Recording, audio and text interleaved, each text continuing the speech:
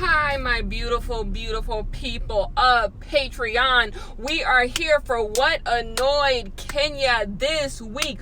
First, I have to admit what annoyed me. Number one is where I fall short. You have seen me. I have been back on Twitter. No more, but I did come back on Twitter. So here's the rationale for how I got back on Twitter. So I've been in Atlanta, and like when I'm in Atlanta, I'm left to my own devices. So I have all types of things that I can get into. I have a desktop, I have a laptop, I have makeup, I have books, I have my boyfriend, I have TV. I have all types of things that kind of occupy my time. So I don't really need to be on Twitter. It's easier for me to like stay away from Twitter when I'm in Atlanta because that's just my home. That's where I feel most comfortable.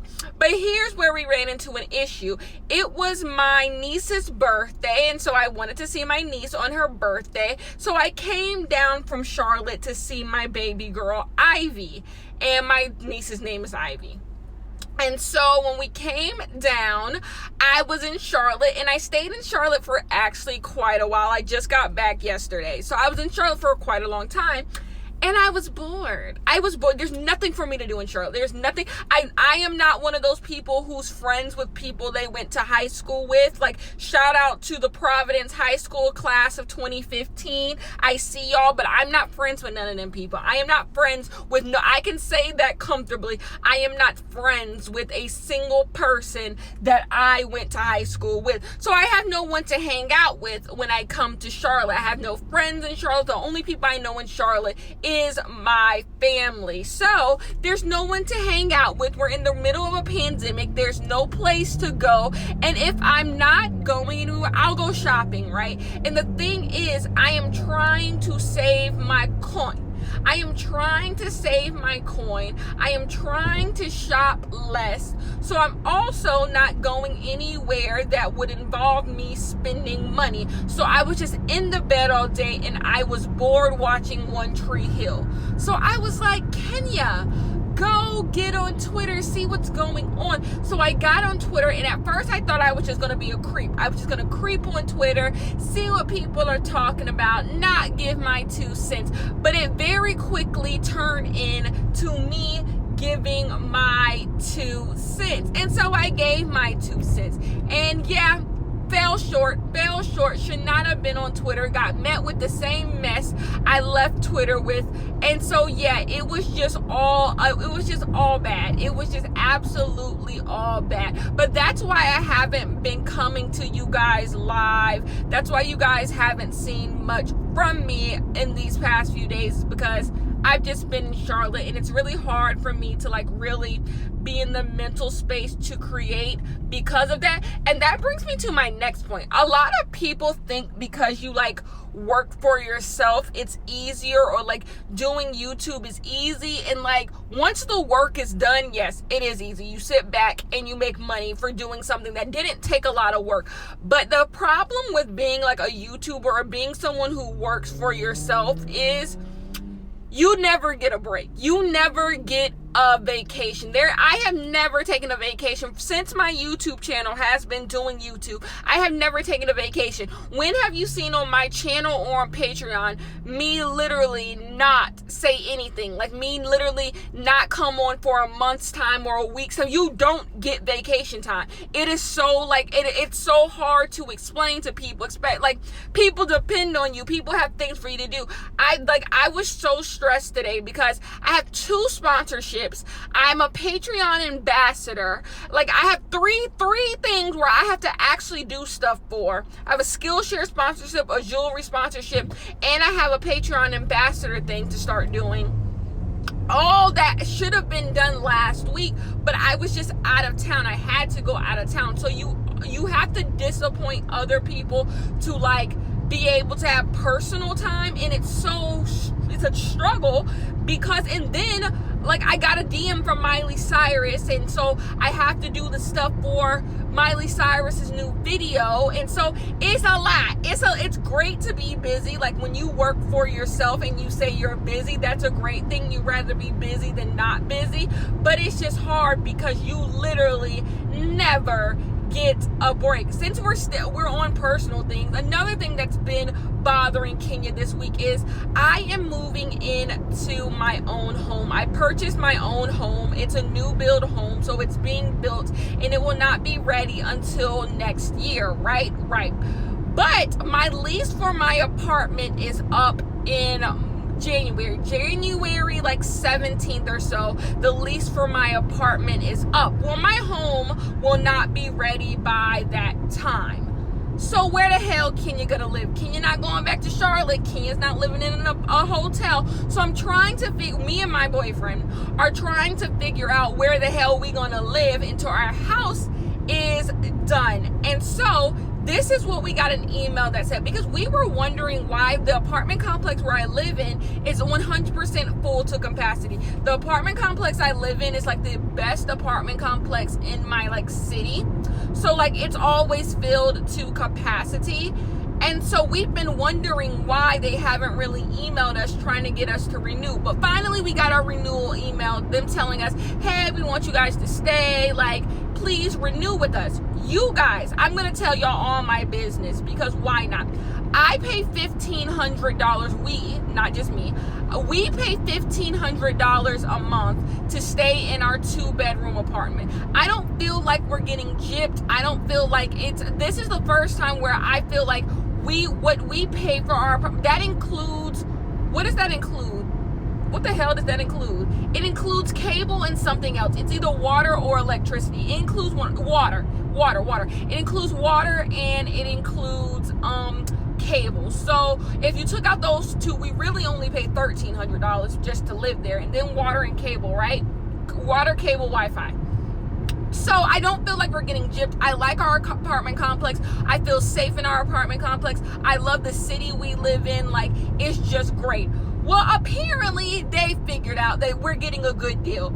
You guys, the rent on the apartment I live in now is going from $1,500 all inclusive, so all those things I just said, to $2,300. They want $2,300 for my 2-bedroom that has carpet in it. You guys, my apartment is not a luxury apartment. You have seen it. It's cute and I do what I can, but it is no one's luxury apartment. I am not in a high-rise in Atlanta, high-rise, floor-to-ceiling windows. Like, it's very suburban apartment. Like, it's not given $2,300. I am sorry. And if you're from another city, that might be little to you, but I'm in Atlanta, okay? I'm in the outskirts of Atlanta. It's not given $2,300. Here's the thing though. The city where I live in is literally one of the best cities in Atlanta. Like, in Atlanta is a city. It's funny how you say this. Atlanta is a city. It's one of the best, but you call things a city even though it's in Atlanta. It's one of the best cities in Atlanta. If you look up best cities in Georgia, it's going to show up as like #1 on the list. It's like a high commodity, and there's a bunch of rules, zoning rules and like structural rules to where they can't build as much as like other cities can build. That's why people want to live here. My city like is really big on preserving like the trees and everything, so they can't build as fast as other places. So there's not a lot of apartment complexes, but so many people want to live here. So many people. That's why I tell you guys I don't live around young people. I live around a bunch of people who make well over like $50,000 a year, because like this is just a place where like older people like live, because like it's so expensive to live over here. And then like I just bought a house over here. Like it's high to like live over here. So they've realized, because I was talking about like how much my house cost and everything, and like I was looking up how much people are renting their houses for. Like, people rent their 3-bedroom houses for $3,000. So I've been thinking to myself this entire time, like, this is a steal. Like, my apartment is a steal. I don't know why it's so low. And I knew they were going to go up on the prices. Didn't think they was going to go up on the prices. Literally $800 starting in 2020. But they are. My apartment complex is going up $800. But they try to be like, oh, but if you renew right now, you only need to pay, you can keep the same rate. So if we were to renew, we could keep the same rate. The people who just move in after us would have to pay $2,300 a month. So we're like, that sounds great. Remember, you guys, I'm getting a home built. Like, I'm moving out of this place at the beginning, at least, but I think before summer. I don't need a full, by the way, my lease for this apartment was 17 months. I've lived in this apartment for 17 months. So I've actually been living here for quite a long time. And so when we renew, we would have to renew for another 17 months. I'm not living here for 17 months. I'm building a home. So I'm trying to figure out, like, what you gonna make work? Because here's the thing. I'm not paying y'all $2,300 here. Okay. So you can break a lease, right? People break, especially YouTubers. YouTubers be breaking leases like it's nothing. But so we could re-sign and break the lease, or you could just, I guess that's what you could do. Anyways, long story short, we're trying to get in contact with the apartment complex so that they can give us a prorated rate. I think my boyfriend is the talker of this relationship. Like, he takes care of all the behind the scenes of, like, getting things, like, he's been talking to our mortgage company, he's been talking to the apartment company. Like, that's just his gig. Like, he's good at that. He's good with rejection. I'm a person, I don't like when people tell me no. I don't like when people, like, I fear rejection. So he's good with all of that back and forth. So he's been doing that, and I think they're going to be able to give us a prorated rate. Like, we're not going to be able to stay. I'm thinking they're going to give us a short lease term. So, like, we can stay for, like, 5 months. And then they're going to, like, but we'll have to pay a little bit more. Not $2,300, but just a little bit more. And I'm perfectly fine with that. Because I already said we've been robbing these people. Because, like, our apartment complex, for what it is, anyways. So there's that. Speaking of apartment complexes, I wanted to give you guys an update on what happened with the apartment complex for my college. You guys, I got to calling them people back and forth, He never answered the email. So I went on and, like, I was getting a real paper trail together on this man. Like, a real paper trail of, you didn't do this, you haven't done that, I didn't get this, I've been trying to contact you. Long story short, I finally got in contact with the man, and he was singing a whole new tune. The tune was totally different. He was saying, hey, you guys, so I'm so sorry, so sorry. I know you paid it. I don't know why this came out. I don't know why they sent these emails to you guys about, not you guys, to just me, saying you haven't paid. I'm so sorry. We didn't mean to do that. I apologize. So long story short, he said it was paid. They show it's paid.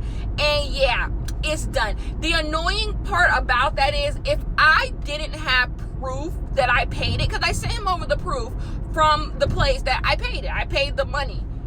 I promise you he would have went further. If I didn't have proof that I paid it, I feel like he would have gone further, and, like, they would have tried to get their money back from me again. Or, see, Kenya is stubborn, right?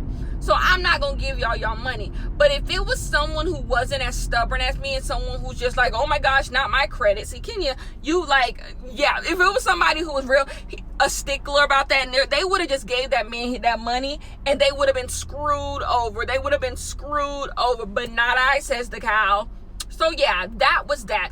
The next thing I am annoyed with is Republicans.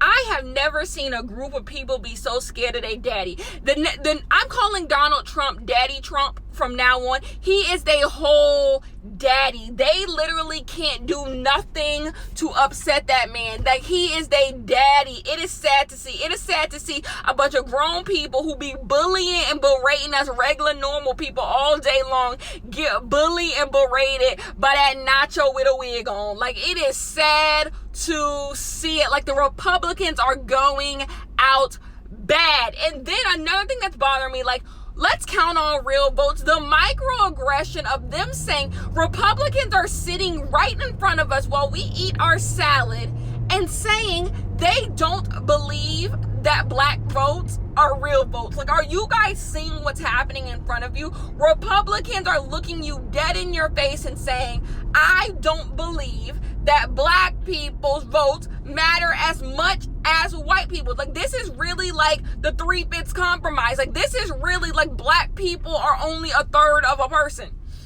Like, they vote shouldn't matter, but what black people want shouldn't matter that much. That is exactly what Republicans are saying right now. They are saying, hey, we know that they voted and who they voted for, but white people's votes matter more. That is literally what they are saying. That's what they mean by count all real votes and I won the election and stop the vote. They are saying that, hey, these votes that y'all seeing all around here should not be voted. And another thing that's being said is the people saying like they don't have faith in our democracy because people are voting from home, so people voted mail-in.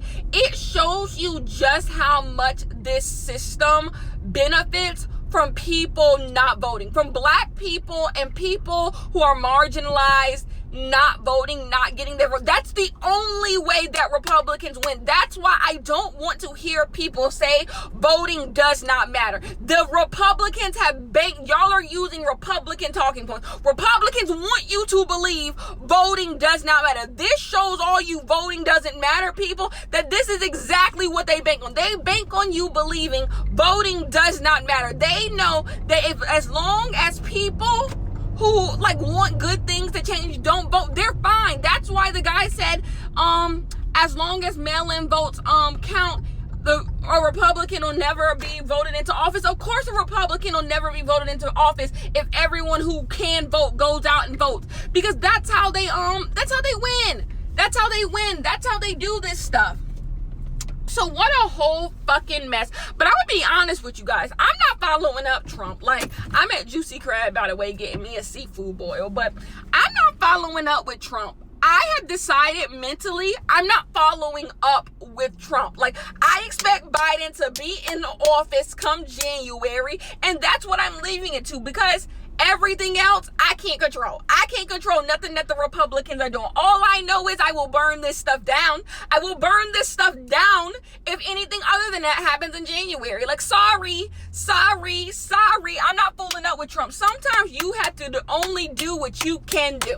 You can only do what you can do. And I can't do nothing about what Trump is doing. So those are the things that have been bothering me. Is there anything else that's been bothering me?